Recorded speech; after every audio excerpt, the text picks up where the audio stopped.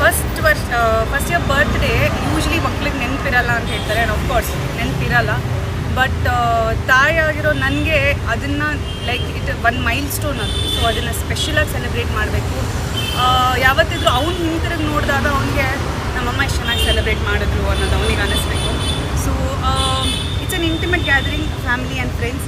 But at the same time there is a lot of things ಒಳಗಡೆ there's a lot of things going on. It's a special celebration.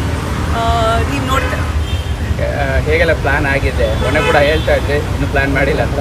ಇವತ್ತು ಎಷ್ಟು special? ಮೊನ್ನೆ ಹೇಳುವಾಗ ನಿಜವಾಗ್ಲೂ ನಾನು plan ಮಾಡಿರಲಿಲ್ಲ. ಇನ್ಫ್ಯಾಕ್ಟ್ ಅವ್ನ ಬರ್ತ್ಡೇ 3 ದಿನದ ಹಿಂದೆಯೇ I was like running around ಎಲ್ಲ ಕಡೆ ಹೋಗಿ ವಾಟ್ ಟು ಡೂ ಅಂತ. ಸಮ್ಹೌ ನಾವು ಏನು ಕಾನ್ಸೆಪ್ಟ್ ಅಂದ್ಕೊಂಡಿದ್ವಿ ಅದು ನಮಗೆ ಸರಿಯಾಗಿ ಬಂತು. ಆ್ಯಂಡ್ ಎಲ್ಲ ಕರೆಕ್ಟಾಗಿ ಕೈ ಜೋಡಿಸ್ತು. ಸೊ ಐ ಥಿಂಕ್ ನಾವು ಅಂದ್ಕೊಂಡಿರೋ ಹಾಗೇ ಇಟ್ಸ್ ಕಮ್ ಔಟ್ ಅನ್ಸುತ್ತೆ. ಅಂದರೆ ಯಾವ ಥರದ್ದು ಒಂದಿಷ್ಟು ಕಲ್ಪನೆ ಇತ್ತು ಮೇಡಮ್ ನಿಮಗೆ ಅಂತ? ನನಗೆ ಕಲ್ಪನೆ ಅಂದರೆ ನನ್ನ ಮೈಂಡಲ್ಲಿ ಏನಿತ್ತು, ಎಲ್ಲರೂ ಅವನ್ನ ಸಿಂಬಾ ಅಂತ ಕರೀತಾರೆ.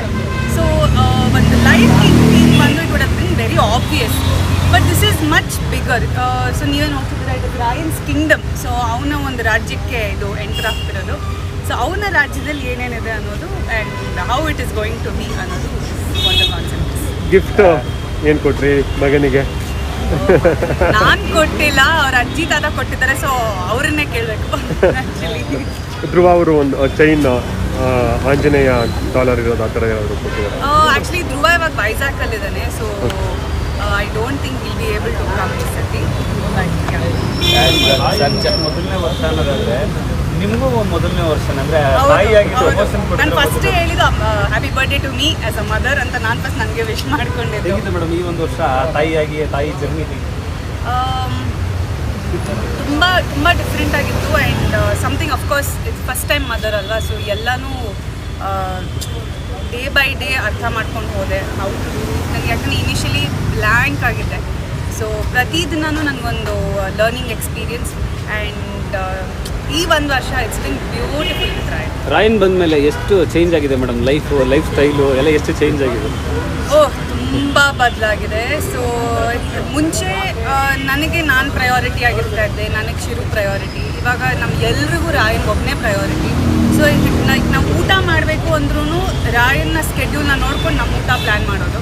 ಆ್ಯಂಡ್ ಹೇಳ್ತಾರಲ್ಲ, ನಮಗೆ ಊಟ ಮಾಡಬೇಕಾದ್ರೇ ಮಕ್ಕಳಿಗೆ ದೇ ನೀಡ್ ಆರ್ ಅಟೆನ್ಷನ್, ಅಥವಾ ನಮ್ಗೆ ಇರೋ ಒಂದು ಕೆಲಸ ಇರಬೇಕಾದ್ರೇ they need our attention. So I think in that sense life ಪೂರ್ತಿ ಚೇಂಜ್ ಆಗಿದೆ, but in a good way.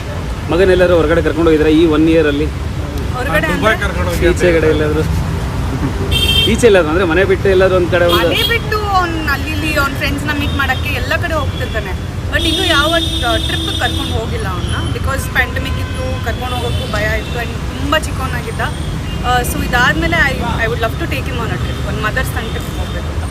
ಸಹಜವಾಗಿ ಖುಷಿಗಳಿಗೆ ಬಟ್ ಚಿರುಗಿದ್ದ ಕನಸುಗಳು ಇವತ್ತು ಹೇಗೆ ನೆನಪಾಗುತ್ತೆ? ನನಗೆ ಯಾವತ್ತಿದ್ದು ಚಿರು ನೆನೆಸ್ಕೊಂಡಾಗ ಸಂತೋಷನೇ. ಸೊ ಅದರಲ್ಲಿ there is no changes. And ಇವತ್ತು it's a very big day ನಮಗೆ, ನಮ್ಮ ಎಂಟೈರ್ ಫ್ಯಾಮಿಲಿಗೆ ಒಂದು ಮೈಲ್ ಸ್ಟೋನ್. ಇನ್ನೊಂದು ವಿಶೇಷತೆ ಏನಂದರೆ, ನನಗೆ ಚಿರುಗೆ ಕೆಲವು ವಿಷಯಗಳು ಮಾತಾಡೋಕ್ಕಿಂತ ಮುಂಚೆನೇ ಲೈಕ್ ಅರ್ಥ ಆಗ್ಬಿಡೋದು ನಮ್ಮ ಮನಸ್ಸಲ್ಲಿ ಏನಿದೆ ಅಂತ. ಸೊ ಐ ನ್ಯೂ ಎಕ್ಸಾಕ್ಟ್ಲಿ ಈ ಬರ್ತ್ಡೇ ಹೀಗೆ ಮಾಡಿದ್ರೇ ಚಿರುಗೆ ಇಷ್ಟ ಆಗುತ್ತೆ ಅಂತ. So that is exactly how it is. Thank you thank you so much. Thank you. ನೀವು ಇನ್ನೊಂದು ಸ್ವಲ್ಪ ತಿಂದಿದ್ರೆ ಕೇಕ್ ತಿನ್ಬೋದಿತ್ತು, ಬಟ್